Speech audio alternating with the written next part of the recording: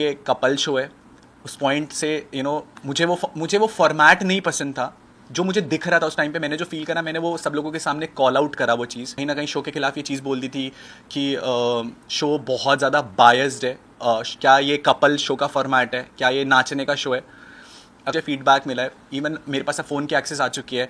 मुझे पता लगा जो मेरे 24/7 के जो लाइव स्ट्रीम्स थे, 2-2 3-3 4-4 घंटे के जो लाइव स्ट्रीम्स थे, वो म्यूट कर दिए गए थे। मेरे फैंस ने मेरे को भी जस्ट टैग्स करके वो सारी चीज़ें ट्विटर पर ट्रेंड हो रही हैं। लाइन बोली थी और कि हम लोगों को कभी ना एज अ विनर नहीं दिखाएंगे। उस पूरे बिग बॉस के सीज़न में ये सबके सामने प्रूफ है कि आप वो सीज़न उठा के देख सकते हैं। केवल एक एक्टिविटी थी, आपको याद होगा जब यूट्यूब वर्सेस सेलिब्रिटी वाला एक एक्टिविटी हुआ था जिसमें मैंने ईशा के खिलाफ एक टास्क परफॉर्म करा था। एक वो एक्टिविटी और एक 31 दिसंबर 2023 की एक्टिविटी बुलाया गया था परफॉर्म करने के लिए, जहाँ पहला मेरा परफॉर्मेंस था इंडिविजुअल लेवल पे। मेरे को जितना परफॉर्म करना आता था मैंने परफॉर्म किया। आपको परफॉर्म करने का मौका ही ना दिया जाए तो आप अपनी काबिलियत कैसे साबित करोगे। आप आ रहे हैं शो के अंदर एक बहुत मेन चीज़ थी जो चली थी, जो पॉइंट ऑफ व्यू को लेकर के चली थी। आज की डेट पे सब लोग इस चीज़ को एग्री करेंगे यार कि शो कहीं ना कहीं बायस था। शो ने कहीं ना कहीं उन्हीं लोगों का मुशायरा कराया, उन लोगों के लिए स्टैंड अप करवाया, उन लोगों के लिए डांस परफॉर्मेंस करवाया, उन लोगों के लिए कहीं ना कहीं चीज़ें करवाई जो लोग उनके फेवरेट थे। मुझे कि मैं वीक 1 से किसी का फेवरेट नहीं था एंड मैंने किसी की डिसरिस्पेक्ट नहीं करी है। मैंने हमेशा उन चीज़ों के लिए आवाज़ उठाई है जो मुझे गलत लगी हैं। मुनावर ने जब वो आयशा के लिए एक जो भी उसने आयशा के साथ किया, एक लड़की के लिए किया, पूरे घर में मैं ही वो अकेला इंसान था जिसने उसको मुंह पे जा करके काउंटर करा था कि भाई तू एक नेशनल टेलीविजन पे तू एक लड़की के लिए इतना सब कुछ बोल रहा है, इतना सब कुछ किया। तूने नेशनल टेलीविजन पे एक लड़की को बोला कि मैं तेरे से शादी करूंगा जस्ट फॉर गेम पॉइंट, ताकि वो तेरे को एक्सपोज ना कर सके। आयशा हम सबको पता है जब शो पर आई थी तो उसका कहीं ना कहीं एक पॉइंट ऑफ व्यू था कि मैं मुनावर को एक्सपोज करूंगी। आर्काइव रूम में जो बातें भी वो हमें नहीं, एज अ घर वाले हमें नहीं पता लगी कि वो आर्काइव रूम में क्या बातें थी। आपको याद होगा मेरा एक कन्फेशन रूम में एक डिस्कशन हुआ था बिग बॉस के साथ। वो डिस्कशन पूरे घर वालों को चौक में बिठा करके दिखाया गया था। बट क्या आज तक मनारा का जो कन्फेशन रूम में डिस्कशन था बिग बॉस को लेकर के गेम पॉइंट ऑफ व्यू से, वो आप सब लोगों को दिखाया गया है? जो मुनावर का डिस्कशन था वो सब कुछ आपको दिखाया गया है। तो हम being a part of the game, कहीं ना कहीं हमें वो उस गेम में वो इन्वॉल्वमेंट ही नहीं मिली, हमें पता ही नहीं चल रहा था कि हो क्या रहा है। आज मैंने वो क्लिप्स देखी हैं तो मनारा को कहीं ना कहीं ये चीज़ बोली, दोस्त किससे दोस्ती रखनी है, किससे दोस्ती नहीं रखनी है। मनारा को ये चीज़, अगर मनारा और मेरी दोस्ती के लिए आज लोग बोल रहे हैं कि कहीं ना कहीं वो एक ऑर्गेनिक दोस्ती थी, कहीं ना कहीं वो एक सच्ची दोस्ती थी जो लोगों को पसंद आई है, उस चीज़ के लिए भी बिग बॉस ने एक चीज़ बोली गई है, आपको देखना पड़ेगा कि आपके सगे कौन है। मेरे पास ऐसे लाखों एग्जाम्पल्स है जहाँ पर कॉर्नर साइड लाइन करने की कोशिश करी गई। क्या आपको लगता है कि मैंने वो 3 महीने कुछ नहीं बोला होगा, या मैंने 7 की लाइव स्ट्रीम में वो क्लिप्स हैं, बट मुझे लगता था यार मैं इतना सब कुछ कर रहा हूँ, इतना सब कुछ बोल रहा हूँ, बट उसके बावजूद भी लोग आकर के मेरे को ये बोलते थे कि यार कि तू कुछ नहीं कर रहा है। मेरे साथ 4 हफ्तों के साथ 5 हफ्तों के साथ वो जो ब्रोसेना वाला पॉइंट हुआ था सलमान सर को लेकर के, एक थिन लाइन होती है एक जोक में और एक मॉकरी में। मैं उस शो पर जब पहुंचा था ना, तो मुझे उस शो ने बाबू भैया, मेरा असली नाम अनुराग डोवाल है, बट मुझे उस शो ने बाबू भैया नहीं बनाया था, मुझे मेरी ब्रो सेना ने, मेरी कम्युनिटी ने मुझे वहाँ तक पहुँचाया था। और मुझे अगर उस प्लेटफॉर्म पे ये लगा कि वो मॉकरी हो रही है, तो मैंने बहुत रिस्पेक्टफुली ये चीज़ सबके सामने रखी कि बिग बॉस प्लीज़, आपको गेम के रिगार्डिंग कोई भी फीडबैक देना है वो आप मुझे दे सकते हैं, बट अगर आप मेरी ब्रो सेना को लेकर के उनकी मॉकरी करेंगे तो वो मुझे बहुत हम्बली नहीं पसंद। और मैंने हाथ जोड़ करके ये कन्फेशन रूम में बोला भी था बिग बॉस को। इतना डंकी की चोट पे बोल सकता हूँ कि जनता इतना प्यार करती है कि कभी बिग बॉस को ये पता था कि मैं कभी उससे बाहर नहीं आने वाला हूँ। तो ये पहला षड्यंत्र जो रचा गया था वो ईशा के वाले टास्क वाले टाइम रखा गया था। उस चीज़ के लिए भी मैं आपको जस्टिफाई कर सकता हूँ।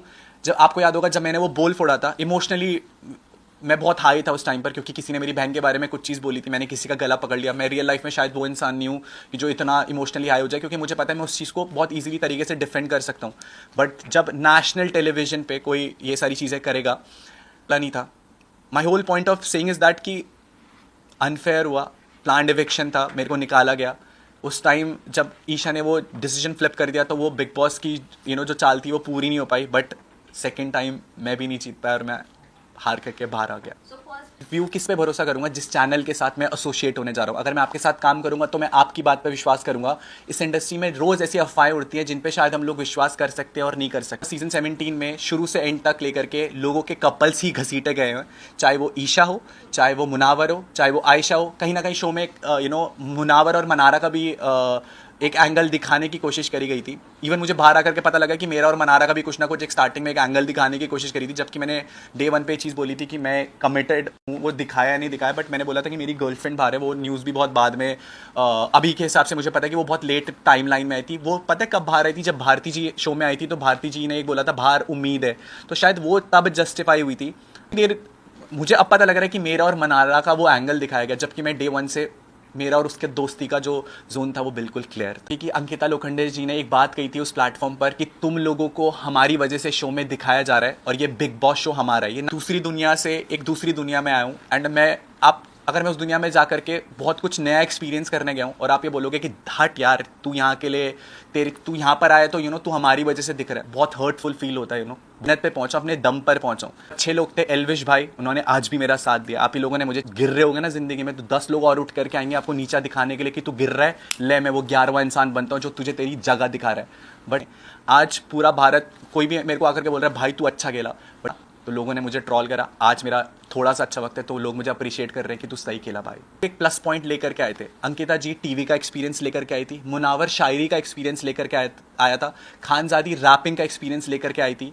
तो जब आप उनके प्लस पॉइंट पर सवाल नहीं उठा रहे कि भाई तू ये पहले से क्यों लेकर के आया, तू शो में ये मत कर, तू भी एक नॉर्मल इंसान की तरह बात करके दिखा, क्या लोगों ने उनके टैलेंट पे या जो चीज़ वो प्लस लेकर के आए थे बाहर से, क्या लोगों ने उस पर सवाल उठाए? नहीं ना। बात कर रहे हैं टैलेंट शो की, तो ये इंडियाज़ गॉट टैलेंट नहीं था जहाँ पर मुझे जा करके अपना नाच करके टैलेंट दिखाना था।